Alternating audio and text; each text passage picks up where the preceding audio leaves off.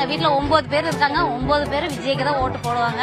இல்லன்னா அவங்களுக்கு சோர்ல விஷம் தான். விஜய் படமே போட மாட்டேங்கிறாங்க. வீணா போன படமா போடுறாங்க.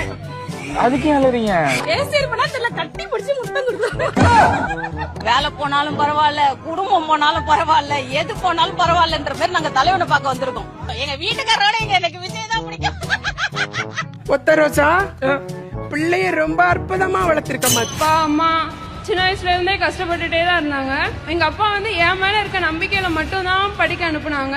படிச்சுட்டு முடிச்சுட்டு என்ன பண்ணிருப்பேன் அப்படிங்கிற ஒரு ஐடியாவே இல்லாத போது வந்து நான் முதல்வன் ஸ்கீம். ஸோ அது மட்டும் இல்லைன்னா வந்து என் லைஃப் இப்படி ஆயிருக்குமான்னு தெரியல.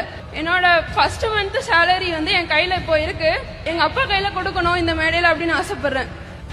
லைஃப்ல வந்து எனக்கு யாருமே அவ்வளோ சப்போர்ட் பண்ணதே இல்லை. அப்பா மட்டும் தான். நான் காரைக்குடியில் வந்து இன்ஜினியரிங் படிச்சுட்டு இருந்தேன். எங்களுக்கு அப்போ அந்த நேரத்தில் வந்து நான் முதல்வனில் வந்து அந்த அப்டேட்டில் இருக்க நிறைய கோர்சஸ் வந்து சொல்லி கொடுத்துட்டு இருந்தாங்க. அது எங்களுக்கு ரொம்ப யூஸ்ஃபுல்லாக இருந்தது. எங்களுக்கு வந்து ஜப்பான் போக ஆப்பர்ச்சுனிட்டி கிடைச்சிது.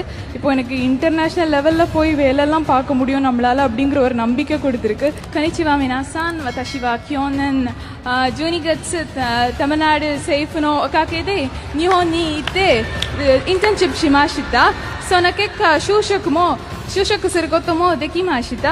そのような珍しい機会をくださったタムナール政府と CM さんに私の心からどうもありがとうございます。இது போன்ற இன்ட்ரெஸ்டிங்கான வீடியோஸ் பார்க்க சுபாசா வாய்ஸ் 220 சேனலை சப்ஸ்கிரைப் பண்ணுங்க. தேங்க்ஸ் ஃபார் வாட்சிங்.